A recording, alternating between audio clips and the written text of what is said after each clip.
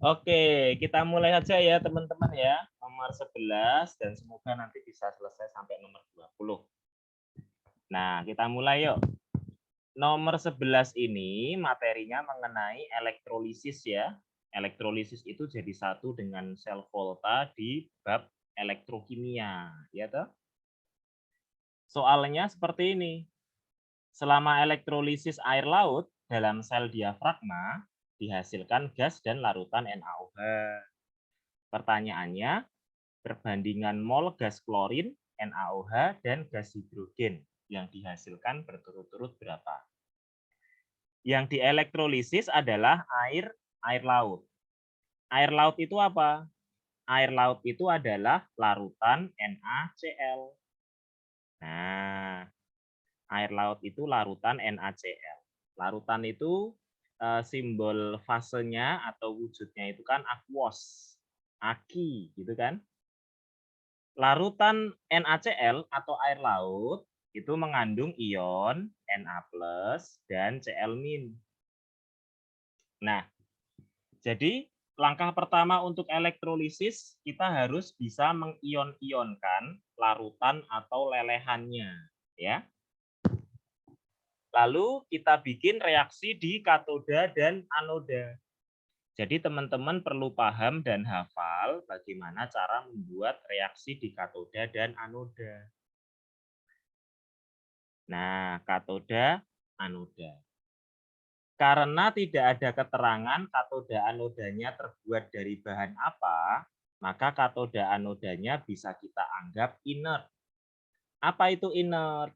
Inert itu adalah zat yang susah bereaksi. Jadi di soal ini kan katoda anodanya tidak ada keterangan terbuat dari apa, gitu kan? Maka bisa kita anggap katoda anodanya itu terbuat dari bahan yang inert atau susah bereaksi. Yuk kita bikin reaksi di katoda anoda yuk. Kalau bikin reaksi di katoda, lihat ion positifnya. Nah, ternyata ion positifnya Na+ dan dia berasal dari larutan. Iya toh? Na termasuk logam 1A. Kalau ion positifnya golongan 1A dan berasal dari larutan, maka yang bereaksi di katoda adalah air. Airnya mengalami reduksi. Jadi di katoda itu selalu terjadi reduksi ya. Di katoda selalu terjadi reduksi. Reduksi air itu reaksinya pasti seperti ini. 2H2O tambah 2 elektron menjadi 2 OH- dan gas hidrogen. Gitu ya. Jadi untuk reaksi reduksi air itu cukup dihafalkan aja teman-teman. 2H2O tambah 2 elektron jadi 2 OH- dan gas H2. Lalu kalau kita bikin reaksi di anoda, itu lihatlah ion negatif. Ion negatifnya kan Cl-. Anodanya tadi inert, ya toh? Kita anggap inert. Anodanya inert, ion negatifnya adalah ion halogen. Halogen itu golongan 7A dan berasal dari larutan. Maka nanti di anoda yang bereaksi siapa? Di anoda yang bereaksi adalah si Cl-nya. Nanti Cl-nya mengalami oksidasi. Ingat, di anoda itu selalu terjadi oksidasi ya. Oksidasi ion golongan 7A itu pasti nanti menjadi molekul diatomik. Jadi nanti kalau Cl- jadi Cl2 gitu loh. Diatomik itu beratom 2.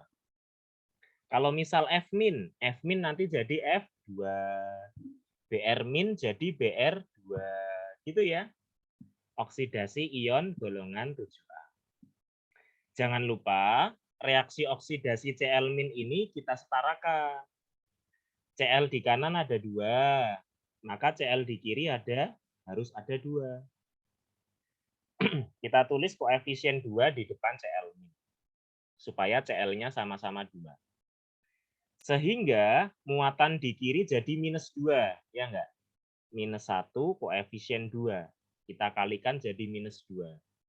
Di kanan muatannya 0. Supaya di kanan muatannya juga -2, maka di kanan kita tambah 2 elektron. Nah, gitu ya. Reaksi katoda anoda ini bisa kita jumlahkan ya, teman-teman. Cara menjumlahkannya gimana? Ya tinggal kita jumlahkan aja. Kita jumlahkan. Nanti kalau ada zat yang sama, koefisien sama, dan letaknya berseberangan, itu bisa kita coret, ya enggak? Contohnya apa?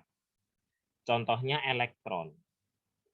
Sama-sama elektron, koefisiennya sama-sama 2, letaknya berseberangan.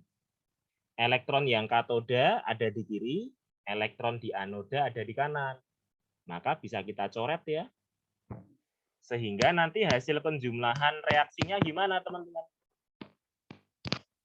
Hasilnya 2H2O ditambah 2Cl- menjadi 2OH- ditambah H2 ditambah Cl2. Nah, sekarang kita sudah mendapatkan gas klorin. Gas klorin itu yang mana? Gas klorin itu yang Cl2. Kita juga sudah mendapatkan gas hidrogen. Gas hidrogen itu yang H2. Tapi kok NaOH-nya belum kelihatan. Ya enggak? NaOH-nya belum kelihatan. Padahal yang ditanya itu kan perbandingan mol gas klorin. Klorin itu Cl2. NaOH sama gas hidrogen. Hidrogen itu H2. Supaya NaOH-nya kelihatan, caranya bagaimana? Gampang aja.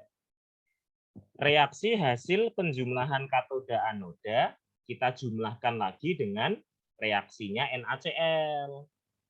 Jadi kan kita punya reaksi NaCl yang terdiri dari ion Na+ sama Cl-. Ya toh? Nah, ini bisa kita jumlahkan lagi adik-adik.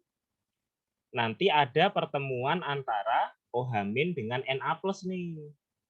OH- sama Na+ kan nanti jadinya NaOH. Gitu loh. Nah, tapi ada masalah. OH- itu kan total muatannya -2. Na+ koefisien 1, total muatannya baru +1.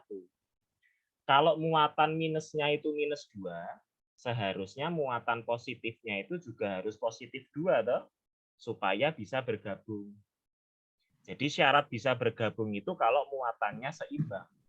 -2 ketemu +2, -1 ketemu +1 gitu. Supaya plusnya ada 2, maka reaksinya NaCl kita kalikan 2. Kita kalikan 2 semua seperti ini. Nah, baru deh bisa kita jumlahkan. Ya. Kita jumlahkan ya.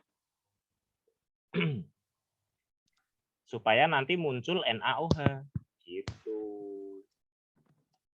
Sehingga nanti hasil akhirnya gimana, teman-teman? Ada yang bisa dicoret nggak sih? Cl- di kiri, Cl- di kanan, koefisien sama, coret. Nah, ada lagi nggak? Nggak ada ya? Berarti 2H2O ditambah 2NaCl menjadi 2OH- ketemu 2Na+ menjadi 2NaOH. Oke? Jadi koefisiennya kan sama-sama 2 nih. Nanti hasil penjumlahannya koefisiennya juga 2. Lalu ditambah H2 dan ditambah Cl. Nah, gitu. Sekarang NaOH-nya ada, gas hidrogen atau H2-nya ada, lalu gas klorin atau Cl2-nya ada. Sekarang tinggal kita lihat perbandingan mol. Perbandingan mol itu bisa kita lihat dari mana? Perbandingan mol bisa kita lihat dari koefisien. Jadi diingat ya, perbandingan mol itu adalah koefisien.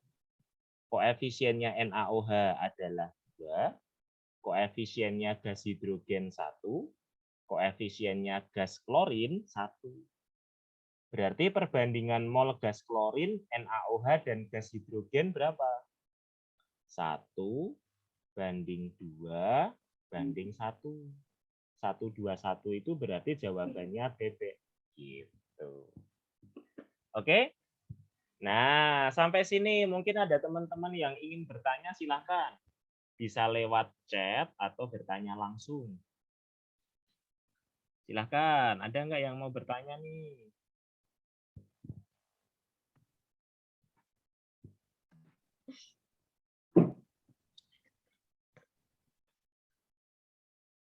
Jadi kunci memahami elektrolisis itu memang harus paham dan hafal bagaimana cara mereaksikan di katoda dan anoda ya, teman-teman ya. Oke, Esther paham, mantap. Yang lain gimana? Aman-aman, paham?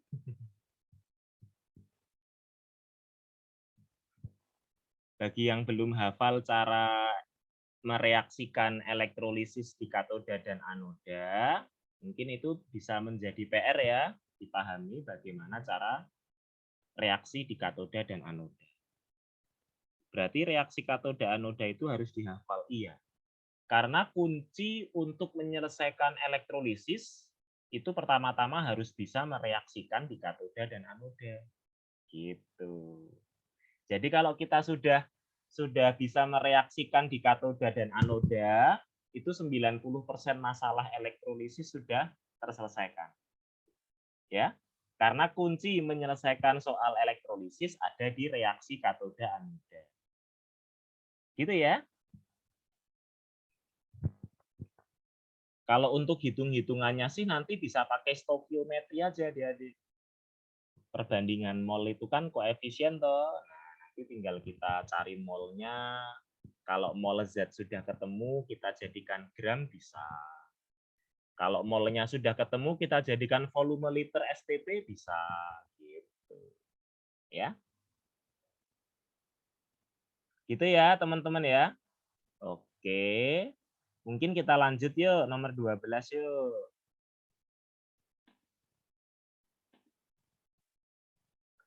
Sebuah sel galvani. Nah, sel galvani itu nama lain dari sel volta, ya. Sebuah sel galvani dibuat dari larutan PbNO32 kali 1 molar dengan elektroda Pb dan larutan ZnNO32 kali 1 molar dengan elektroda Zn. Elektroda itu apa sih? Elektroda itu istilah keren dari kutub. Ya. Jadi mungkin ada beberapa yang masih bingung elektroda itu apa sih? Nah, elektroda itu adalah istilah kerennya untuk kutub. Gitu. Lalu sel galvani ini jembatan garamnya menggunakan natrium nitrat NaNO3. Lalu diketahui data E0. E0 itu potensial reduksi, ya. Potensial reduksinya Pb sekian, potensial reduksinya seng atau zinc sekian. Berikut pernyataan yang benar tentang sel galvani tersebut. Sel galvani itu kan sel volta. Nah, kalau diketahui E0 atau diketahui potensial reduksi, maka pertama-tama yang harus kita lakukan adalah membandingkan harga E0-nya. Siapa yang E0-nya lebih besar, gitu loh. E0-nya Pb ternyata lebih besar daripada E0-nya seng. Apabila zat yang E0-nya itu lebih besar, maka zat tersebut akan mengalami reduksi. Oke? Zat yang E0-nya lebih besar, maka akan mengalami reduksi. Kalau mengalami reduksi, maka dia menjadi katoda. Nah, katoda pada sel volta itu merupakan kutub positif. Ya. Katoda pada sel volta itu merupakan kutub atau elektroda positif. Apakah katoda itu selalu positif kutubnya? Belum tentu. Karena kalau elektrolisis itu kutubnya berkebalikan dengan volta. Jadi kalau prosesnya elektrolisis, katoda itu sebagai kutub negatif. Tapi kalau sel volta, katoda itu sebagai kutub positif atau elektroda positif. Ya. Lalu zat yang E0-nya lebih kecil. Zat yang E0-nya lebih kecil, dia akan mengalami oksidasi. Kalau oksidasi, dia akan menjadi anoda. Anoda pada sel volta merupakan kutub negatif. Gitu. Sekarang kita bikin reaksinya yuk. PB kan seharusnya reduksi. Apakah reaksi yang diketahui itu PB-nya sudah reduksi? Ini kan PB2 plus ditambah 2 elektron jadi PB. Oh, ternyata PB2 plusnya sudah diketahui reaksinya reduksi. Jadi kalau elektronnya di sebelah kiri tanda panah, itu pasti reaksinya reduksi ya teman-teman ya. Elektron di kiri itu berarti reduksi. Zn-nya kan seharusnya oksidasi. Tapi di sini diketahui Zn-nya reduksi. Berarti kan menyalahi kodrat. Kodratnya kan Zn harusnya oksidasi kan.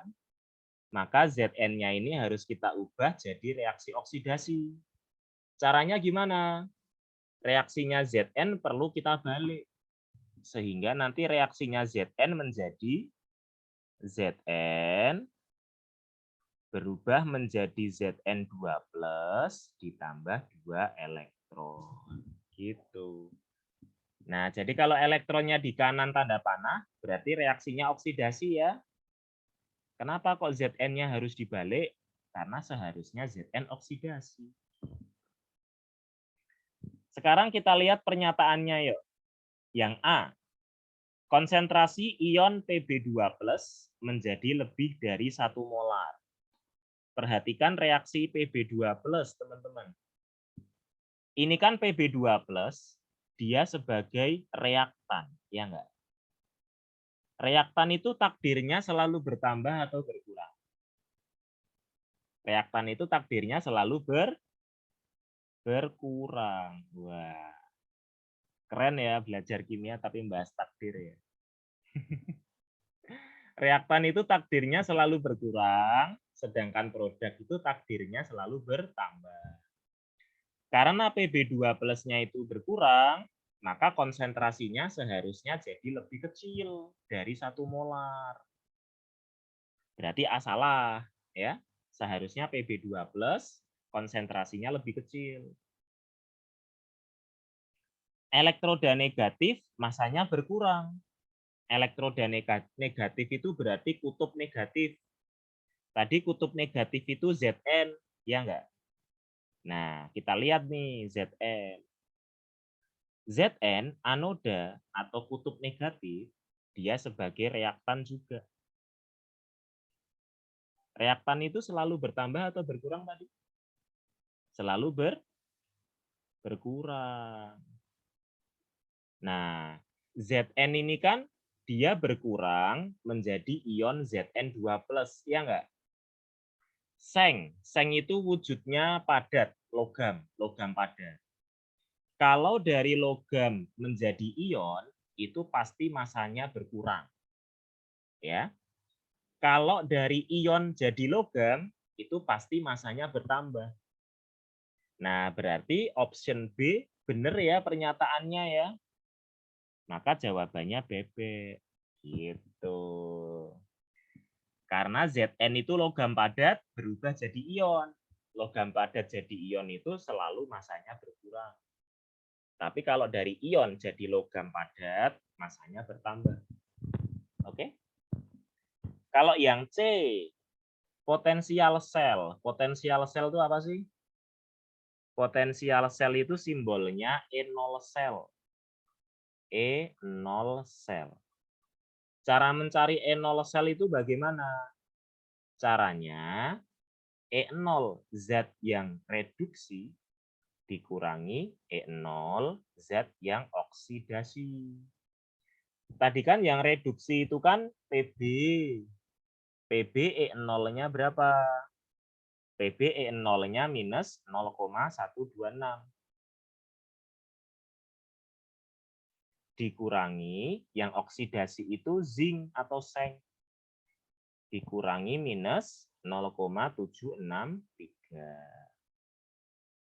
Min ketemu min jadi plus ya.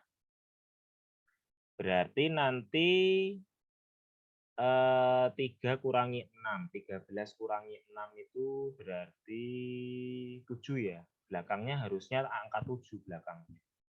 Tapi ini kan belakangnya angka 9 nih. Berarti option C salah. Ya. Nah, yang sering dilupakan oleh peserta yang belajar kimia, kalau pakai rumus E0 sel, itu jangan pernah sekali-sekali membalik tanda. Ya. Kalau pakai rumus E0 sel, jangan pernah sekali-kali membalik tanda positif negatifnya. Jadi tanda minus, tanda positif seperti ini, itu langsung masukin aja ke rumus. Oke, jadi harap diingat ya, rumus E0 sel itu tanpa membalik tanda. Nah, itu sering banget kelupaan.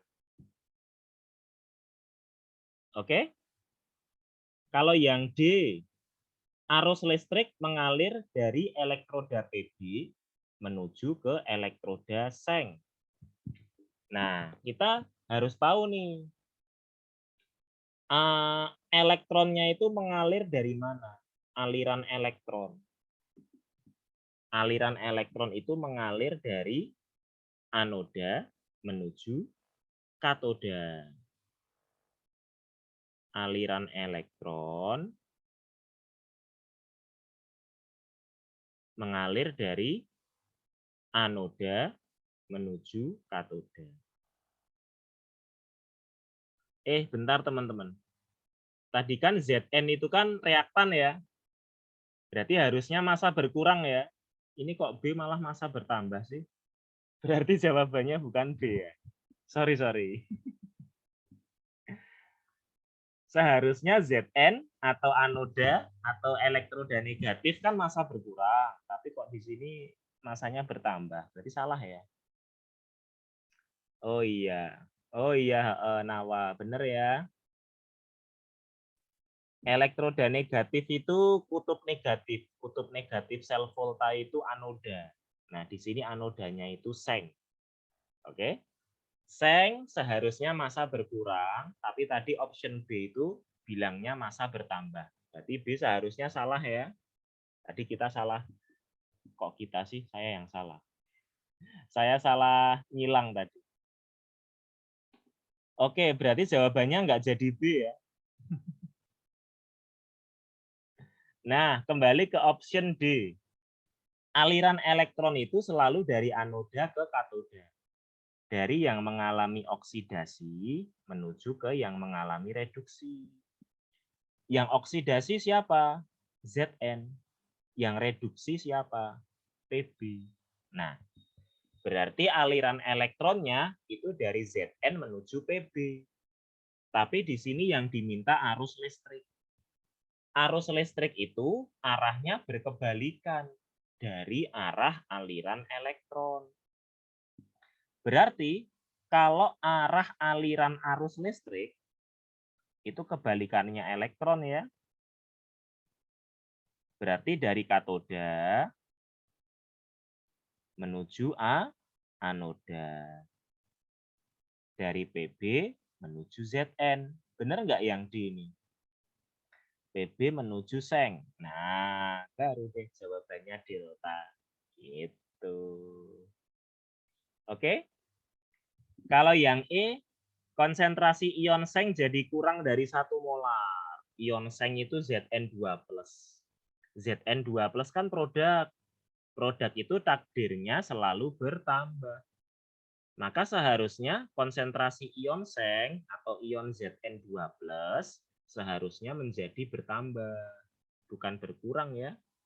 Nah, maka E salah. Oke, teman-teman mungkin ada yang mau bertanya, boleh.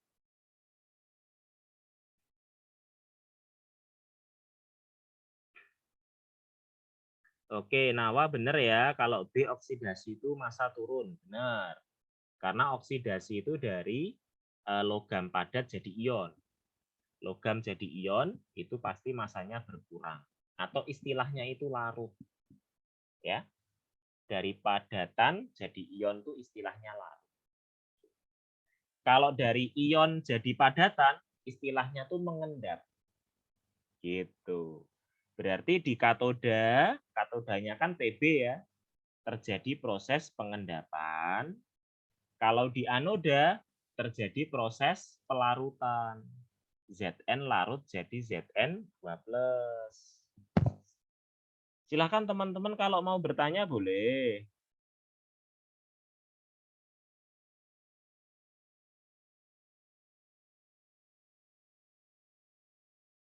Reaktan itu selalu di sebelah kiri, produk selalu di sebelah kanan. Ya, betul. Reaktan itu di kiri tanda panah, produk itu di kanan tanda panah.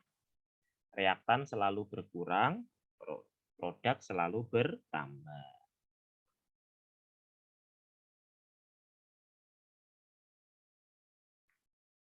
Gitu ya. Ada lagi?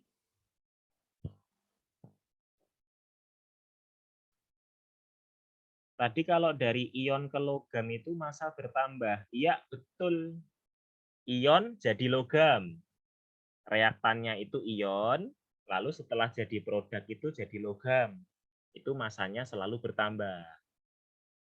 Nah, sebaliknya, kalau dari logam jadi ion, massanya berkurang. Gitu. Ada lagi teman-teman yang mau bertanya boleh loh. Jadi kan keunggulan ikut live kayak gini kan bisa langsung tanya ya. Aliran arus beda dengan aliran elektron. Ya, berbeda. Aliran elektron dan aliran arus listrik itu berlawanan. Ya. Kalau kalian masih ingat pelajaran fisika, arah aliran elektron itu selalu berlawanan dengan arah aliran arus. Kalau di sel volta, elektron itu mengalir dari anoda ke katoda. Oh, berarti arus listriknya gimana? Ya sebaliknya.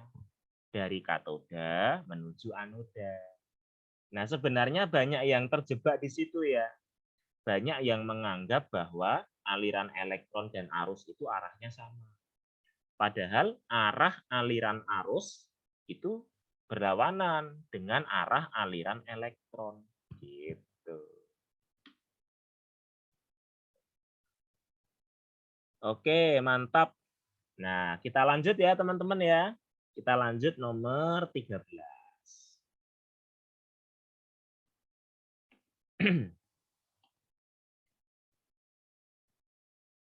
Unsur-unsur dengan sifat seperti ini, maka unsur tersebut terdapat pada golongan apa?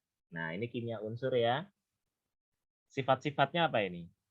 Titik didihnya sangat berdekatan dengan titik leburnya, hanya bereaksi dengan oksidator sangat kuat. Oke, kita bedah satu persatu yuk. Kita ke sifat yang pertama.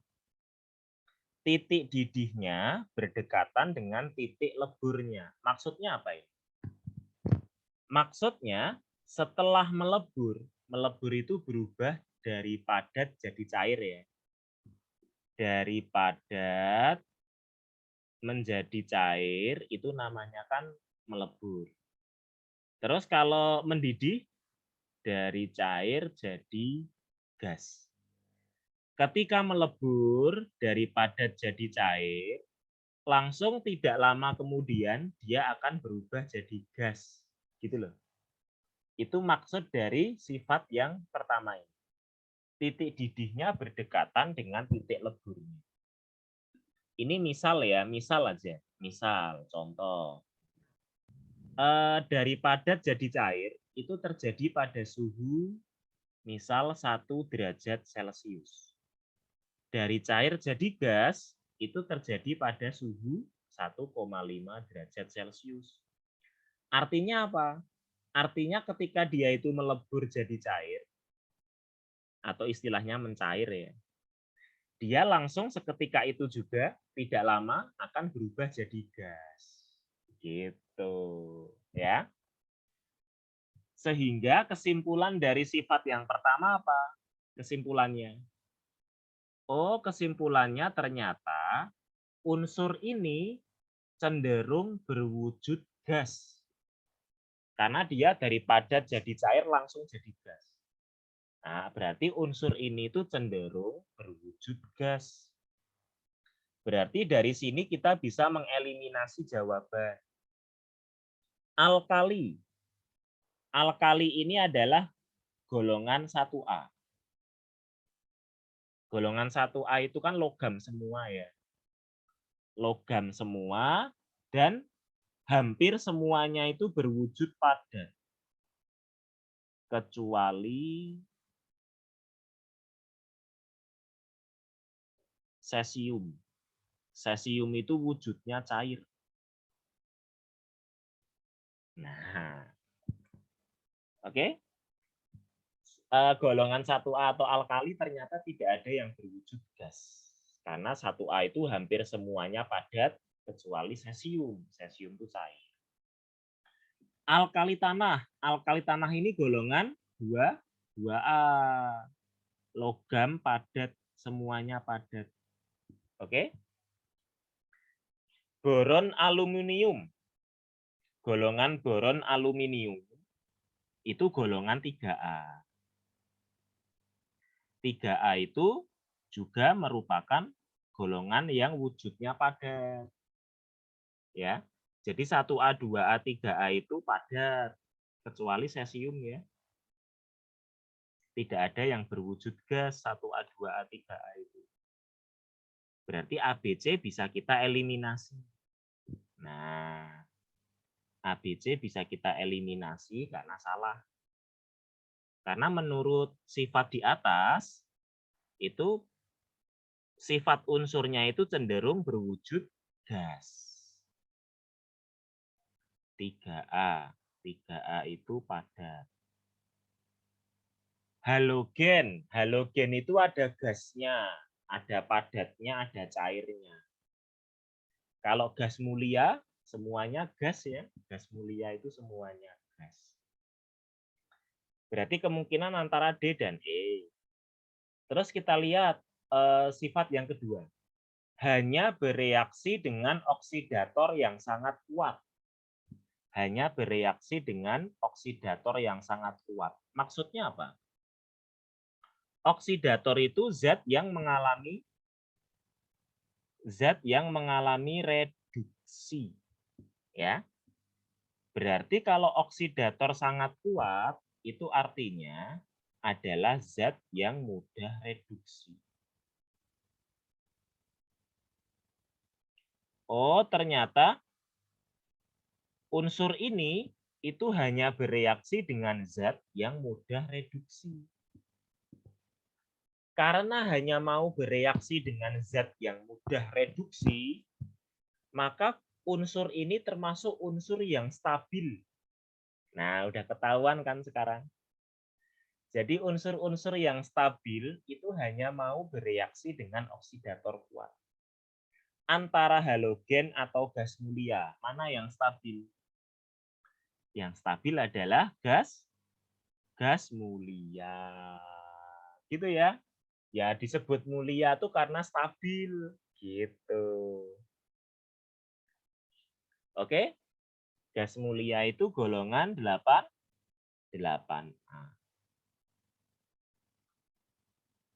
Semuanya berwujud gas. Helium, neon, argon, kripton, xenon, radon. Semuanya gas. Kalau 7A, fluor, klor, brom, iot, astat. Festival celana baru itu antik gitu ya. Astat kok AS sih? Astat tuh AT. Bentar, saya hapus dulu. Astatin AT.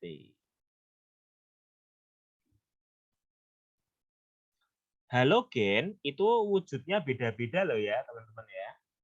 Untuk F sama Cl itu kalau di alam wujudnya gas. Br itu di alam wujudnya cair. Kalau I dan AT itu di alam wujudnya padat. Gitu. Oke, sampai nomor 13 mungkin ada pertanyaan teman-teman, silahkan. Mana yang masih kurang paham boleh ditanyakan loh ya. Kita live bareng nih.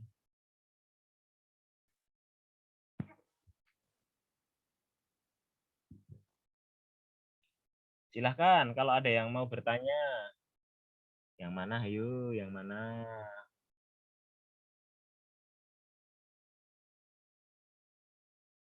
Aman? Aman ya? Oke. Mantap. Sip, sip. Oh iya, sekalian dicatat ya apa yang kita obrolin ya. Dicatat aja. Oh. Biar nanti mudah nge-reviewnya, kaji ulangnya mudah. Gitu. Oke, kita lanjut ke soal berikutnya yuk. Suatu logam X apabila berikatan dengan ion sulfat akan menghasilkan senyawa ionik XSO4. Kemungkinan logam tersebut adalah XSO4. Berarti X-nya berapa plus adik-adik? Saya tuh kadang manggilnya kalian tuh teman-teman, kadang-kadang adik-adik. Nggak apa-apa ya.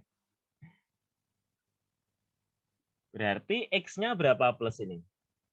SO4 itu selalu 2 min.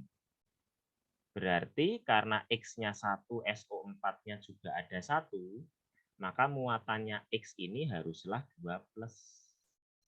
Gitu ya. Jadi kalau muatan positif sama muatan negatifnya itu sudah seimbang, itu kan tinggal kita satukan aja toh. X-nya 2 plus, SO4-nya 2 min, satuin aja. X SO4.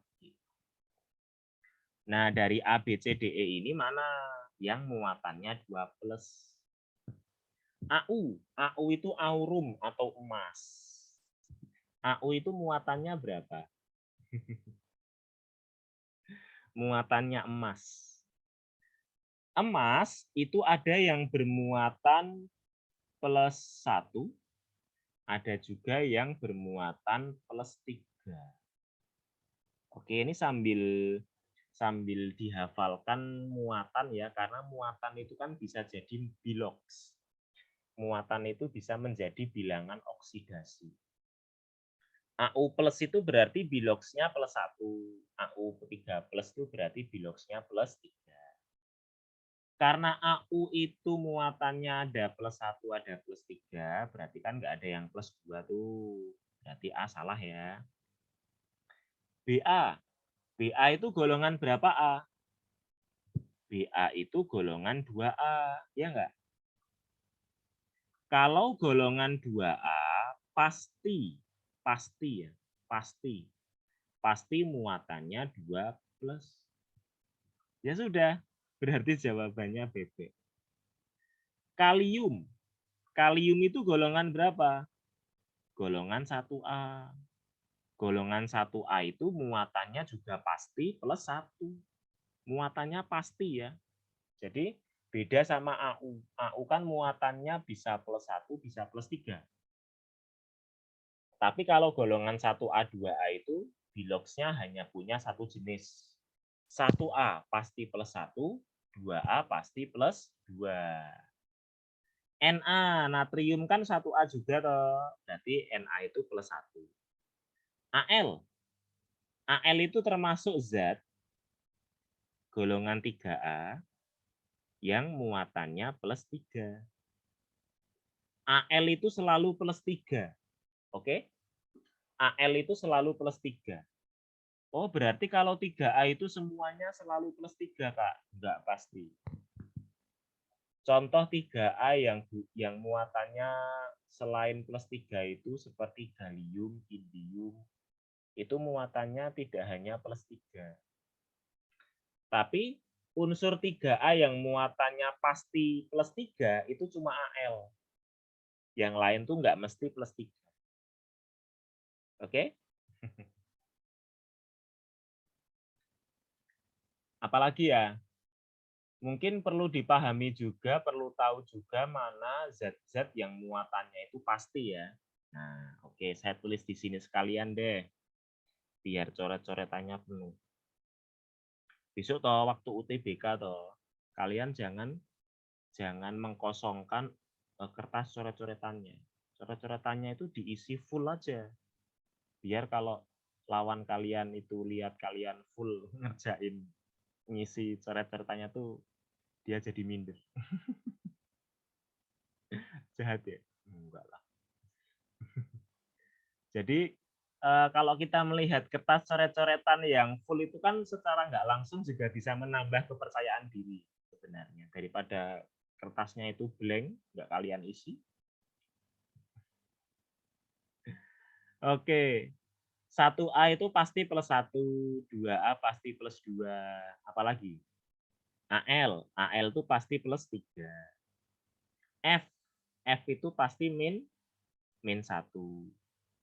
Perak. Perak itu pasti plus 1. Zinc. Zinc itu pasti plus 2. Cuma ini saja. Cuma ini saja unsur-unsur yang muatannya pasti. Oke? Cuma ini saja unsur-unsur yang muatannya itu pasti. Jadi sekalian dihafalkan. Selain unsur-unsur ini, muatannya bisa bermacam-macam, ya. Oke. Gitu ya teman-teman ya. Ada pertanyaan nggak sampai nomor 14 ini? Silahkan. Mana yang masih kurang paham boleh bertanya. Yuk, sini-sini. Yang mau bertanya boleh.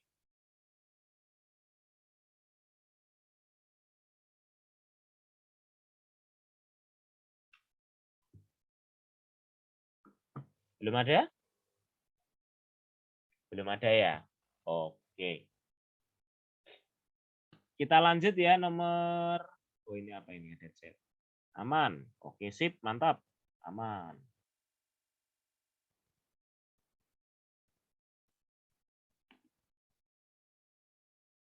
Nomor 15 yuk. Diberikan reaksi-reaksi organik. Oke.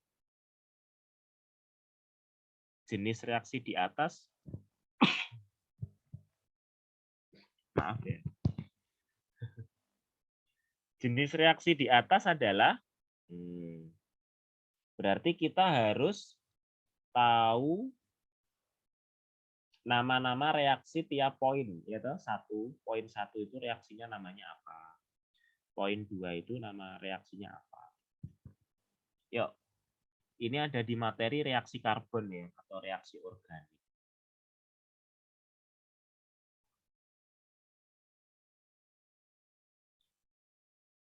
Yang pertama, etanol dengan PCl5 menghasilkan etil klorida, POCl3, dan HCl.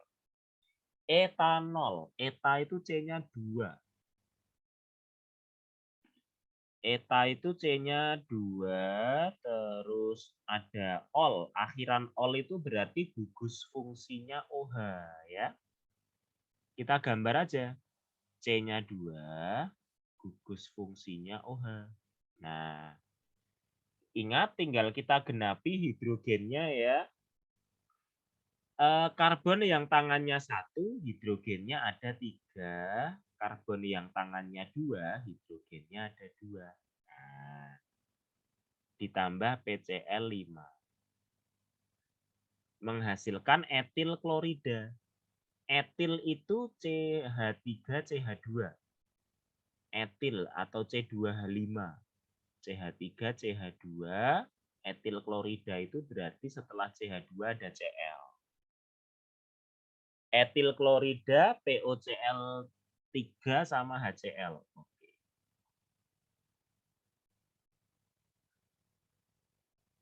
Oke. Nah,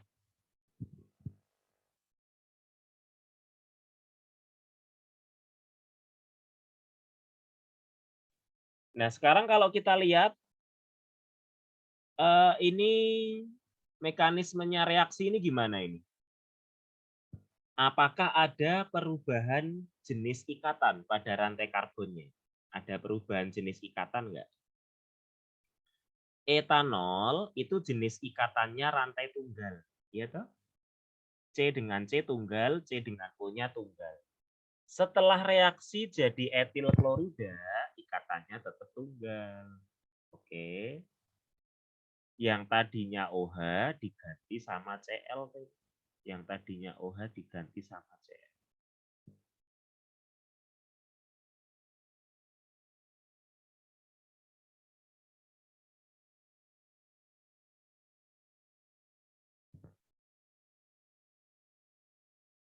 Nah, tidak ada perubahan jenis ikatan. Terus ada penggantian atom. Itu ciri-ciri reaksi apa? Ciri-ciri reaksi substitusi. Oh, berarti reaksi pertama itu namanya reaksi substitusi. Karena tidak ada perubahan jenis ikatan, lalu terjadi penggantian atom. Namanya reaksi substitusi. Gitu. Terus yang kedua, propena dengan HCl menghasilkan 2 chloropropana.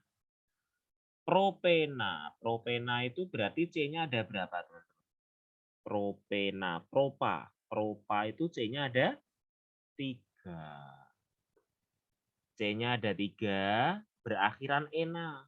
Ena itu berarti rangkap 2. Rangkap 2-nya ada di mana? Terserah. Boleh di kiri, boleh di kanan. Saya gambar di kanan ya. Kita genapin atom hidrogennya yuk. C yang tangannya 1, hidrogennya 3. C yang tangannya 3, hidrogennya 1. C yang tangannya 2, hidrogennya 2. Ditambah HCl. HCl kan H strip Cl. Menghasilkan 2 chloropropana. Ingat, gambar itu dari nama belakang ya. Gambarlah propana dulu. Gambarlah propana. Propana itu C-nya 3. Lalu ada kloro. Kloro itu Cl.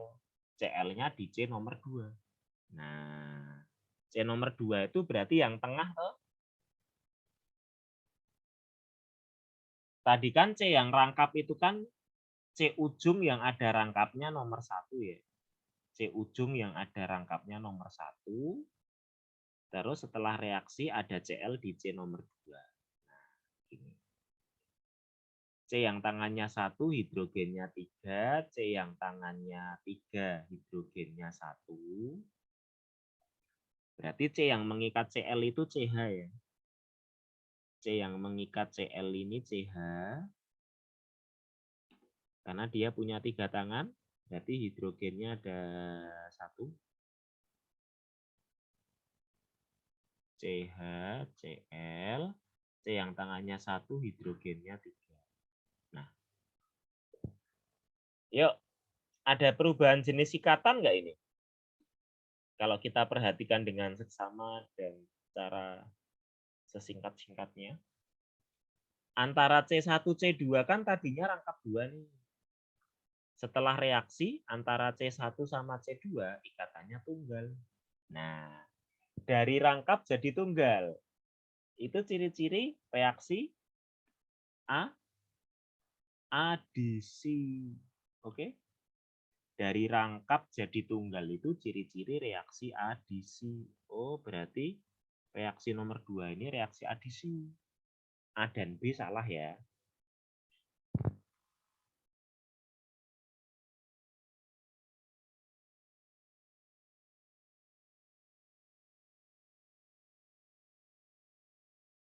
Kalau yang ketiga, 2 butanol dengan asam sulfat pekat menghasilkan 2 butena. 2 butanol itu berarti C-nya 4, ada OH di C nomor 2. Kita gambar yuk. C-nya 4, ada OH di C nomor 2. Misal nomor 1 dari kanan ya. 1, 2, 3, 4. Ada OH di C nomor 2. Kita genapi hidrogennya. Hidrogennya 3, hidrogennya 1, hidrogennya 2, hidrogennya 3, ya toh? Dengan asam sulfat menghasilkan 2 butena. Butena, berarti C-nya tetap 4.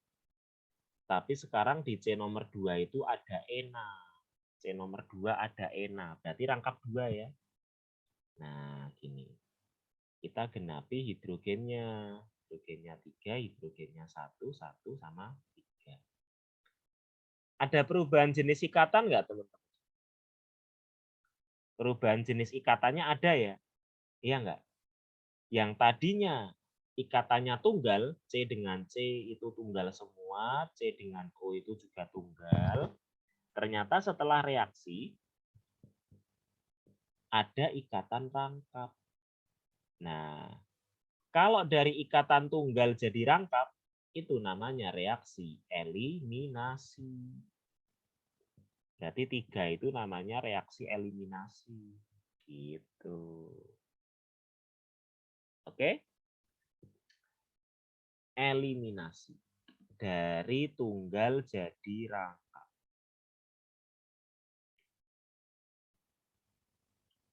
Eliminasi. Kalau yang 4, benzena dengan gas klorin menggunakan katalis besi 3 klorida menghasilkan klorobenzena. Benzena itu rumus molekulnya apa sih?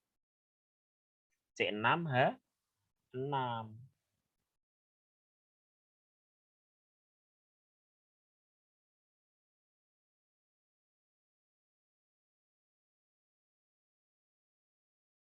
C6H6 itu gambarnya gimana?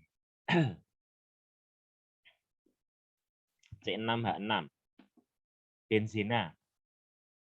Bentuknya segi 6.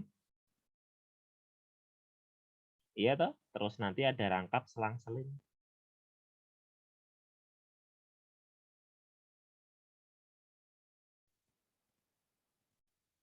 Nah, rangkapnya selang-seling. Nah, rangkap tunggal, rangkap tunggal, rangkap tunggal. Gas klorin itu Cl2.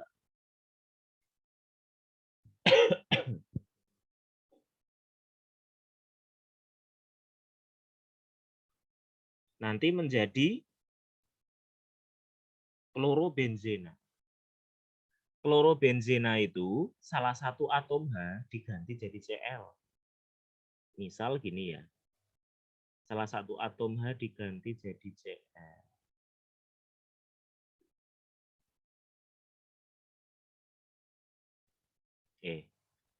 Salah satu H kita ganti jadi Cl. Namanya klorobenzena. Nah, gini Cl. Nah, rangkapnya selang-seling aja. Rangkap tunggal, rangkap tunggal, rangkap tunggal. Nah, ada perubahan jenis ikatan nggak? Yang tadinya rangkap tetap rangkap, yang tadinya tunggal tetap tunggal. Cuma ada satu H diganti sama satu Cl. Berarti terjadi penggantian atom. Penggantian atom itu berarti reaksi apa tadi? Substitusi gitu. Berarti pernyataan 4 benar ya? Reaksi yang keempat ya. Jawabannya delta ya. Etanol direaksikan dengan kalium dikromat dalam suasana asam menghasilkan asam asetat. Gimana itu? Wah, mau gambar di mana ini saya?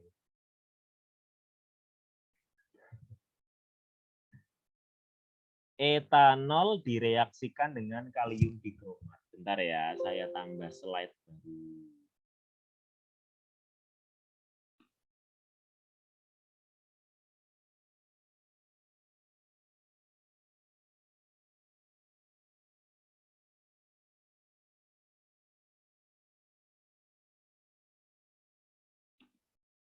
Etanol, tadi etanol itu C-nya ada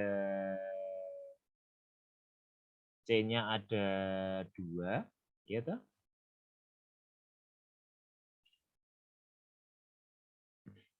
C-nya ada 2, ada gugus OH. Berarti etanol itu CH3 CH2OH, ya. Etanol CH3 CH2OH ketemu dengan kalium dikromat. Kalium dikromat itu K2CR2O7. Lalu dalam suasana asam menghasilkan asam asetat CH3COOH. Nah, ada kalium dikromat. Kalium dikromat itu termasuk oksidator. Ya. Kalium dikromat itu termasuk oksidator. Kalau ada oksidator itu berarti terjadi apa, teman-teman? Reaksi yang melibatkan oksidator. Reaksi yang ada oksidatornya berarti nama reaksinya oksidasi. Kalau ada yang oksidasi, tentu saja nanti ada yang reduksi. Berarti reaksi yang kelima ini namanya reaksi redoks. Gitu. Berarti kesimpulannya apa ini yang reaksi 5 ini? Alkohol primer kalau dioksidasi menjadi asam asetat. Ya, asam karboksilat, sorry. Alkohol primer kalau dioksidasi terus-menerus akan menghasilkan asam karboksilat. Urutannya gini, alkohol primer dioksidasi jadi aldehid. Aldehid dioksidasi jadi asam karboksilat. Ya.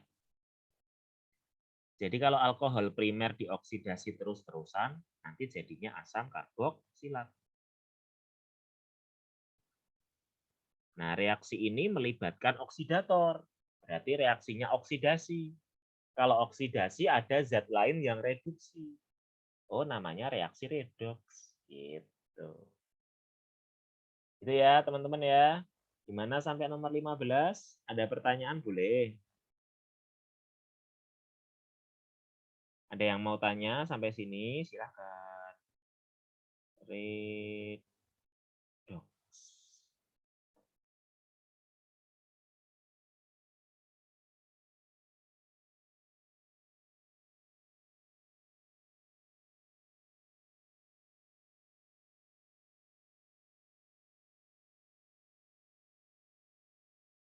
Oke, teman-teman, bentar ya. Tak matiin dulu videonya ya.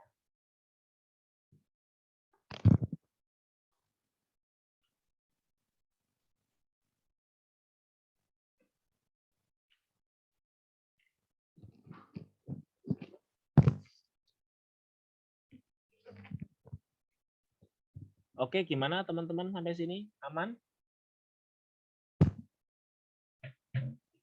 Aman ya? Oke, mantap. Kita lanjut yuk. Kita lanjut nomor 16. Larutan di bawah ini yang isotonik. Apa itu isotonik? Isotonik itu artinya tekanan osmotiknya itu sama. Tekanan osmotiknya sama. Tekanan osmotik itu simbolnya pi. Rumusnya M kali R kali T kali I. Jadi kalau larutannya non elektrolit, I-nya bernilai 1. Kalau larutannya elektrolit, I-nya bernilai lebih dari 1. Nah, kita disuruh mencari mana yang isotonik sama urea. 0,6 molar. Berarti kan kita harus tahu berapa tekanan osmotiknya urea, ya enggak? Coba kalau kita hitung. Tekanan osmotiknya urea sama dengan 0,6 molar kali R kali T. Urea itu I-nya berapa? Urea itu I-nya 1. Iya toh? Kenapa? Karena urea itu non elektrolit. Ya, urea itu non elektrolit. Berarti tekanan osmotiknya urea adalah 0,6 RT. Nah, carilah ABCDE. Mana yang tekanan osmotiknya juga 0,6 RT. Kita coba yang A. Larutan Cr NH35Cl Cl2 0,6 molar. Yuk. Molarnya 0,6 kali R kali T. Ini larutan yang A ini elektrolit atau bukan? Ternyata larutan yang A ini mengandung logam. Ada Cr-nya. Larutan yang rumus kimianya itu mengandung unsur logam, itu pasti elektrolit ya. Nah, berarti harga I-nya lebih dari 1. Kita bisa menganggap I sama dengan jumlah ion. Kalau tidak diketahui alfa. Ini kan nggak diketahui alfa nih. Maka kalau untuk larutan elektrolit, harga I sama dengan jumlah ion. CrNH35Cl, Cl2 itu ionnya ada berapa? Gampang aja. Yang di dalam tanda kurung siku itu selalu menjadi satu kesatuan ya. Yang di dalam tanda kurung siku itu udah nggak bisa dipecah-pecah lagi teman-teman. Kalau kita uraikan jadi ion, nah nanti ionnya gimana? CrNH35Cl, Cl yang di luar tanda kurung siku kan pasti Cl-min. Cl-minnya ada 2 tuh ini. Sehingga total muatannya Cl adalah -2. Maka muatan ion yang ada tanda kurung sikunya ini haruslah 2+. Gitu.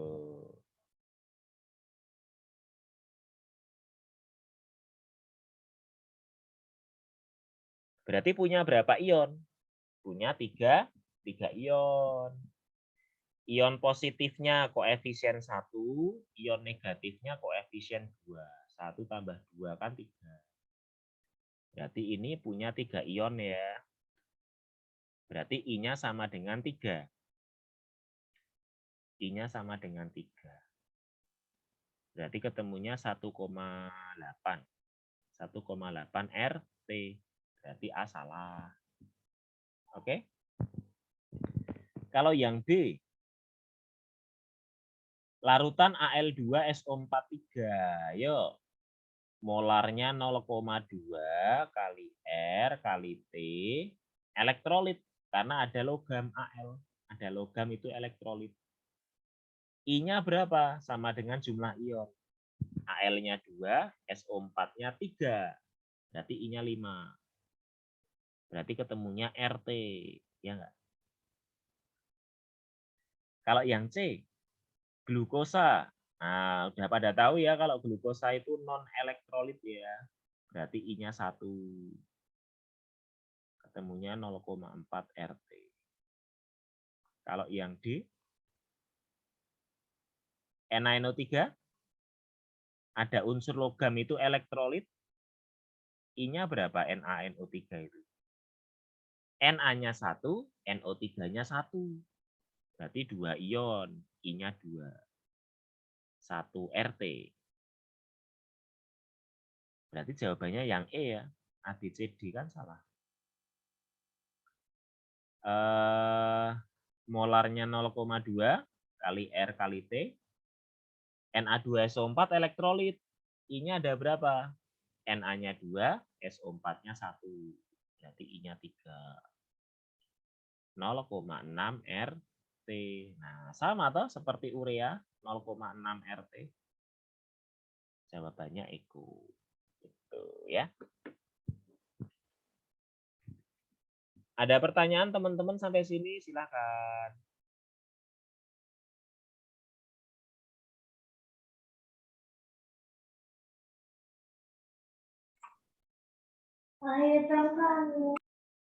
Cara bedain non elektrolit sama elektrolit.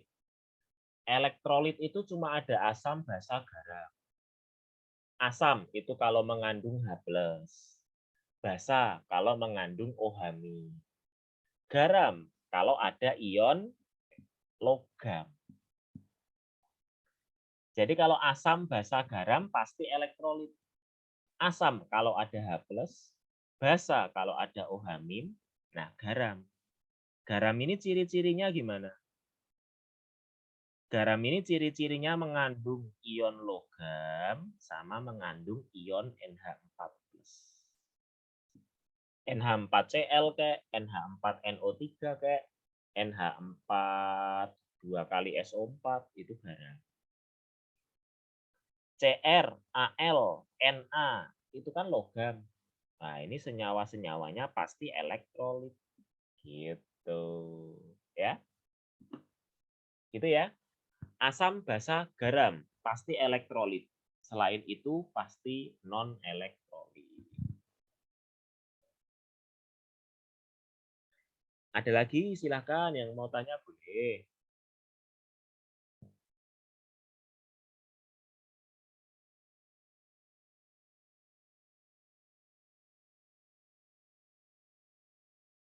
Belum ada?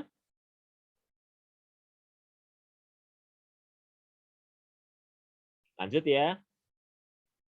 Yuk lanjut yuk. Nomor 17. Pada suhu dan tekanan yang sama, massa 2 liter gas X sama dengan massa setengah liter gas SO2. Gas X yang mungkin adalah. Ingat, kalau gas itu pasti rumus induknya adalah PV sama dengan nRT. Nah, diketahui suhu dan tekanannya sama. Suhu itu T, tekanan itu P. Kalau R itu kan tetapan ya, yang namanya tetapan pasti sama. Oh, berarti kita menggunakan rumus perbandingan volume sama dengan perbandingan mol. Ya. Artinya gini, volume gas X dibandingkan dengan volume SO2 sama dengan mol gas X dibandingkan mol SO2. Kan tekanannya sama, suhunya sama, itu kecoret aja. R itu tetapan, kecoret aja. Gitu. Nah, volumenya X ini berapa ini? 2 liter. 2 liter banding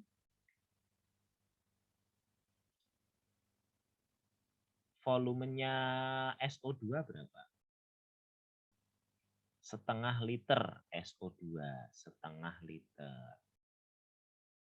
Molnya X, mol itu kan gram per mr ya. Gram X per mrx banding gramnya SO2. Kok gramnya? Molnya SO2. Berarti gramnya SO2 banding mr-nya SO2 berapa? Mol itu kan gram per mr. MR-nya SO2 berarti 32 tambah 32, 64. Dikatakan bahwa massa X sama dengan massa SO2. Berarti gramnya sama. Kalau gramnya sama itu bisa kecoret ya. Nah, tinggal satu variabel toh, MRX. Berarti nanti kita bisa mencari MRX-nya. Iya enggak? 2 dibagi setengah itu 4. Sama dengan 64 per MR-nya X. Iya toh? Seper MRX dibagi seper 64. 64 per MRX. Kita pindah ruas, berarti MRX sama dengan 64 per 4. Berarti berapa ini? 16 ya. Maka ABCDE mana yang MR-nya 16? Maka jawabannya delta. Gitu. Kan tinggal dihitung aja tuh. C12 ditambah 4 kali H. Hanya 1. 12 tambah 4, 16. Oke? Sambil diingat-ingat ya, gas itu pasti rumus induknya itu PVNRT. Kita lanjut deh. Tuh, 18. Pada kesetimbangan seperti ini memiliki harga KC 8.000. Jika pada kesetimbangan konsentrasi CO itu 4 kalinya Cl2, konsentrasinya CO setengah CoCl2. Oke. Maka konsentrasinya CoCl2 berapa? Nah.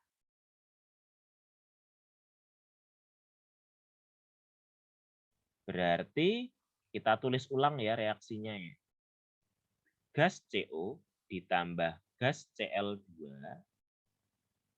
menjadi gas CoCl2. Nah, KC-nya 8.000. KC sebesar 8.000 itu didapat dari mana?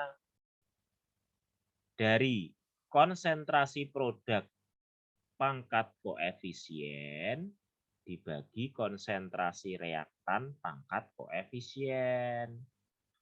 Kebetulan reaksinya sudah setara ya itu ya. Koefisiennya 1 semua. Nah, jadi kalau reaksinya belum setara ya disetarain dulu. Oke? 8.000 sama dengan seperti ini toh, persamaan KC-nya. KC kan menggunakan konsentrasi. Kita disuruh mencari konsentrasinya CoCl2. Oke lah. Menurut soal, konsentrasi CO itu setengah CoCl2. Berarti bisa kita ubah jadi gini dong. 8.000 sama dengan konsentrasi CoCl2 dibagi. Ini konsentrasi CO-nya kita ubah jadi setengah CoCl2. Gitu kan? Sekarang Cl2-nya nih. Konsentrasi CO sama dengan 4 kali konsentrasi Cl2. Padahal konsentrasi CO itu juga setengahnya dari CoCl2. Berarti kan setengah konsentrasi CoCl2 itu kan sama dengan 4 kali konsentrasi Cl2. Maka konsentrasi Cl2-nya berapa ini? Setengah dikali 1/4. 1/8. Konsentrasi CoCl2. Nah, kita masukin aja ke sini. Ganti jadi 1/8 kali konsentrasi CoCl2. Nanti CoCl2-nya bisa kecoret ya ini. Ya toh? Konsentrasi CoCl2-nya bisa kecoret. Coret-coret. Setengah sama 1/8, berarti 1/16. 1/16-nya konsentrasi CoCl2-nya mending kita pindah ke kiri ya. Konsentrasi CoCl2-nya kita pindah ke kiri. Ini 1/16 kita ke atasin jadi 16/8.000. Ya toh? 16 dibagi 8 itu 2. Ini 10 pangkat 3 kita naikkan jadi 10 pangkat min 3. Nah, jadi jawabannya bebek. Gitu. Tinggal substitusi aja ya, teman-teman ya, gampang ya. Oke.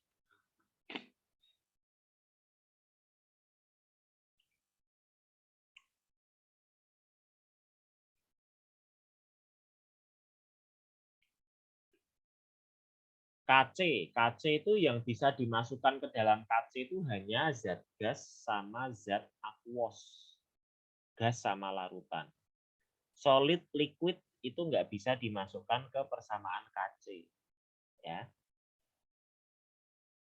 KC itu selalu menggunakan konsentrasi. Karena C-nya kan dari kata concentration. Lanjut 19. Diketahui 8 gram gas hidrogen, suhu, tekanan, dan volumenya berturut-turut TPV. Berikut ini kondisi yang memberikan suhu dan tekanan yang sama dengan gas hidrogen tersebut adalah Berarti kan gas lagi nih.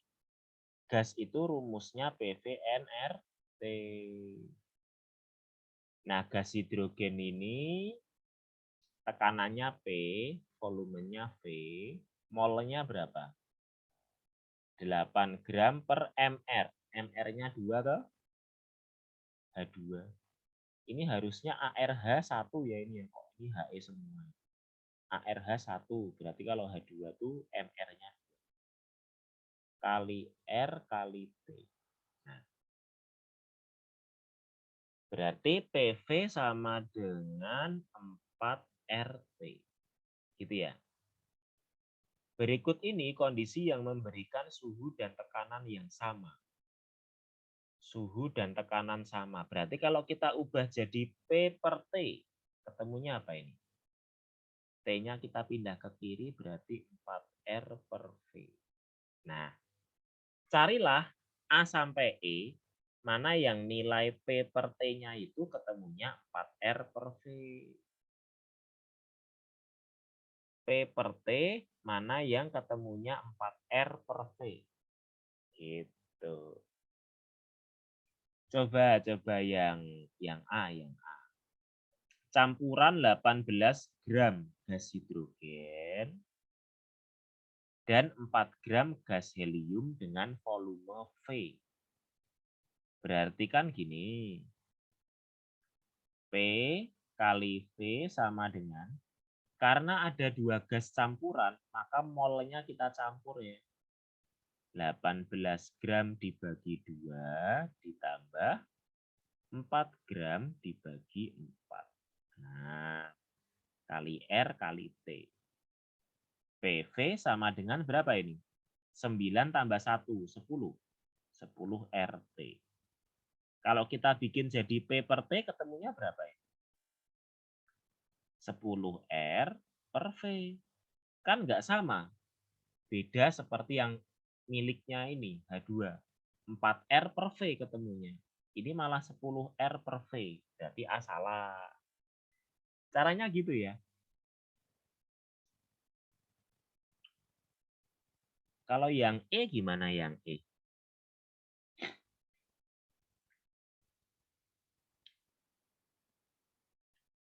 Campuran 36 gram gas hidrogen dan 16 gram gas helium volume 6 V. Yang E kita coba yuk yang E. P kali V, V-nya 6V. Sama dengan molnya di total. 36 gram bagi 2 tambah 16 gram bagi 4 kali RT. P kali 6V sama dengan 18 ditambah 4. 18 tambah 4 itu 22 ya. Iya toh? Berarti P per T-nya berapa? 22R per 6V. Beda sama yang 4R per V. Berarti E salah. Kalau yang D gimana yang D? P kali V. V-nya 2V. Molnya 10 per 2 ditambah 12 per 4. Kali RT. Nah, P kali 2V sama dengan 5 tambah 3. 8. Berarti kalau kita bikin P per T, ketemunya berapa ini? 8R per 2V. Berarti 4R per V. Sama toh? 4R per V. Nah, jawabannya delta. Gitu ya. Jadi kalau gasnya dicampur, maka molnya itu ditotal. Oke?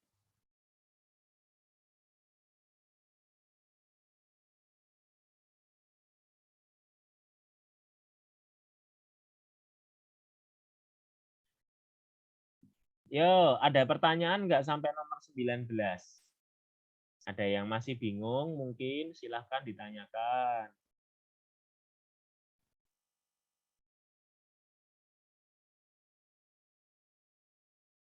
Aman? Mantap.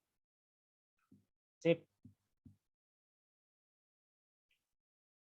Terakhir ya, terakhir. Diberikan reaksi kesetimbangan. Reaksinya ini menghasilkan kalor. Reaksi yang menghasilkan kalor itu berarti reaksi apa? Reaksi yang menghasilkan kalor itu berarti reaksinya eksoterm. Pada saat T1, kesetimbangan diganggu sesuai gambar. Gangguan yang diberikan itu adalah, ini kan pada saat T1, konsentrasi H plusnya berkurang kan. Kita disuruh mencari mana penyebab sehingga konsentrasi H plusnya turun. Konsentrasi H plusnya berkurang. Yuk, mana penyebab sehingga konsentrasi H plusnya berkurang? Saya tulis lagi ya reaksinya ya. CH3COOH bolak-balik menjadi CH3COO- ditambah H plus ditambah kalor atau delta H-nya negatif. Gitu. Berarti reaksinya eksoterm. Reaksi yang ke arah kanan eksoterm. Sebaliknya reaksi yang ke arah kiri apa? Kalau ke kanan eksoterm, ke arah kiri endoterm. Ya. Nah, penambahan HCl. Penambahan HCl itu apakah menyebabkan konsentrasi H plusnya berkurang?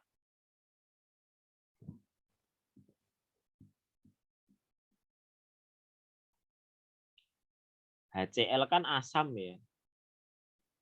Asam itu memiliki konsentrasi H plus. Berarti kalau ditambah asam, seharusnya konsentrasi H plusnya bertambah dong. Iya enggak? HCl kan asam, pasti punya konsentrasi H plus. Justru nanti malah konsentrasi H plusnya bertambah. Salah ya, yang A ya. Yang B. Yang A salah. Asam itu punya H plus. Kalau ditambah H plus, malah konsentrasi H plusnya makin banyak. Padahal kan sesuai grafik konsentrasi H plusnya berkurang. Ditambah CH3COOH.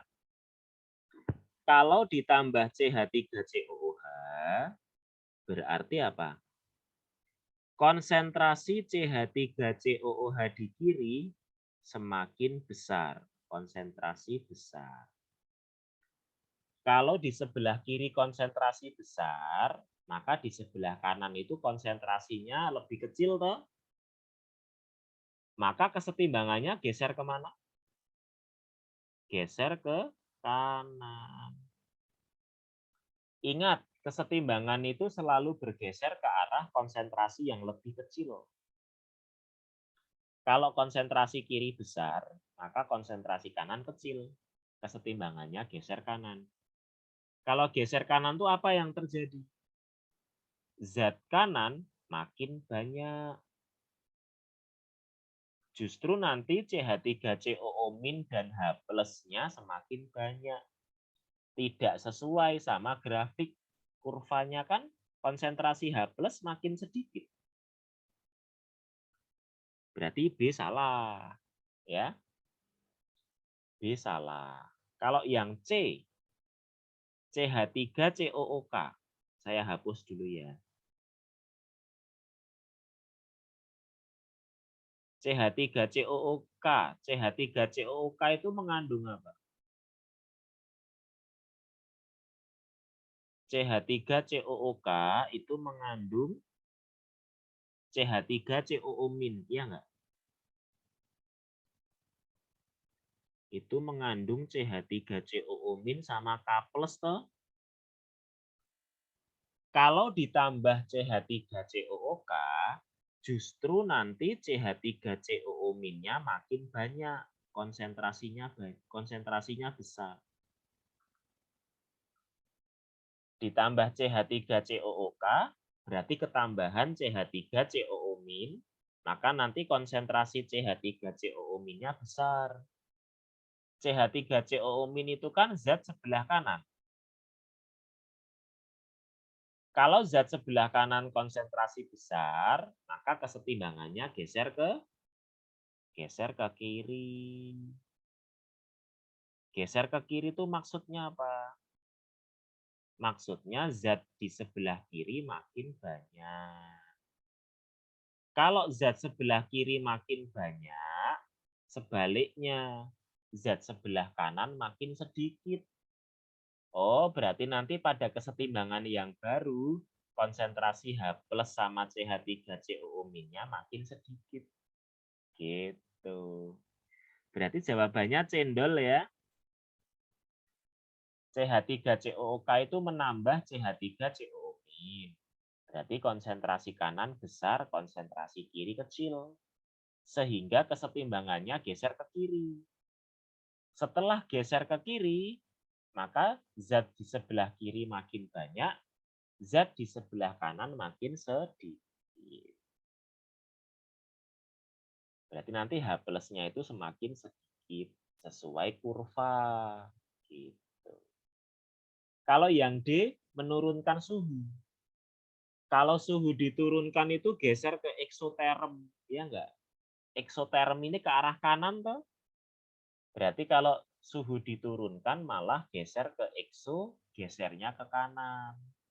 Geser ke kanan itu kan artinya zat kanan semakin banyak. Salah ya. Menaikkan tekanan. Tekanan itu hanya berpengaruh pada gas. Perubahan tekanan itu hanya berpengaruh pada gas. Ini kan nggak ada zat yang berwujud gas. Berarti perubahan tekanan tidak mempengaruhi apapun. Karena tidak ada zat yang berwujud gas. Gitu. Oke, teman-teman sampai sini ada pertanyaan. Sampai nomor 20 silahkan. Kalau ada yang mau tanya boleh.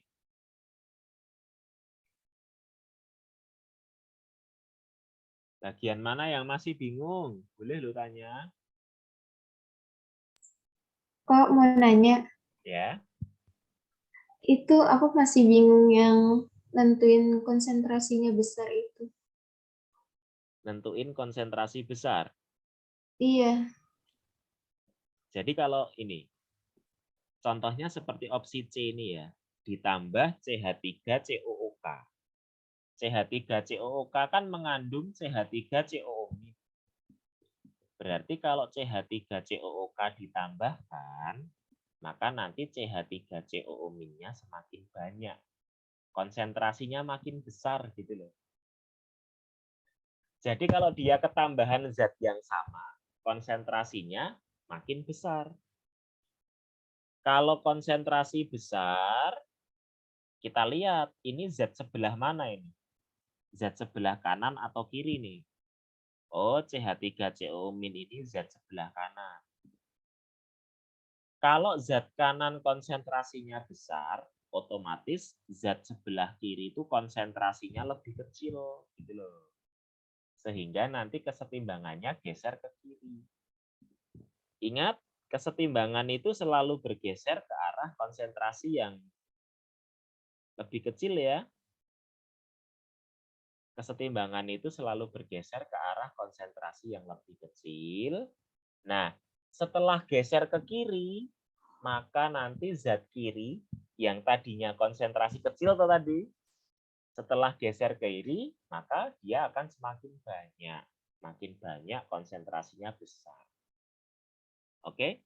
Jadi pergeseran kesetimbangan itu intinya yang tadinya sedikit jadi banyak, yang tadinya banyak jadi sedikit. Gitu. Kita tadi kan CH3COO min-nya kan tadinya banyak karena ketambahan CH3COK. Nanti pada saat kesetimbangan justru CH3COO min dan H+-nya makin sedikit karena kesetimbangannya geser ke kiri. Gitu. Ya. Jadi inti dari kesetimbangan, pergeseran kesetimbangan, Yang tadinya banyak jadi sedikit, yang tadinya sedikit jadi banyak. Gitu ya. Iya, Kak. Makasih, Kak. Oke. Yang A tadi kenapa salah? Oh, HCl kan asam. Asam itu punya H+. Memiliki H+ gitu loh. Asam itu memiliki H+. Berarti kalau ditambah HCl, ditambah asam, berarti sama aja ditambah H+. Justru nanti H+-nya banyak, makin banyak. Gitu. Yang E salah kenapa? Menaikkan tekanan. Tekanan itu hanya berpengaruh pada zat gas. Ya. Nah, di sini kan tidak ada gas. Aquos, aquos, aquos. Karena tidak ada gas, berarti perubahan tekanan tidak mempengaruhi pergeseran. Jadi yang sebelah kanan harus besar. Ya, supaya dia kesetimbangannya itu jadi lebih sedikit, konsentrasinya turun, dia harus ditambah. Supaya kesetimbangan yang baru konsentrasinya jadi turun, konsentrasinya kecil, maka pada mula-mula dia harus ditambah. Karena kesetimbangan itu prinsipnya dia kalau ditambah justru berkurang, gitu loh. Ya. Prinsip kesetimbangan itu kalau dia itu ditambah, justru dia makin berkurang. Kalau dia dikurangi, justru jadi bertambah. Itu prinsip kesetimbangan ya. Oke lah. Oke teman-teman, mungkin itu dulu ya yang bisa saya sampaikan. Semoga yang UTBK gelombang 2 besok lancar. Dan juga kalau ada teman-teman yang mau tanya itu DM aja ke saya. Saya open DM. DM-nya tanya aja apa permasalahannya, nanti saya balas gitu. Saya berusaha buat bantu. Gitu ya teman-teman. Terima kasih. Saya matikan dulu ini recordnya. Jangan lupa yang besok pagi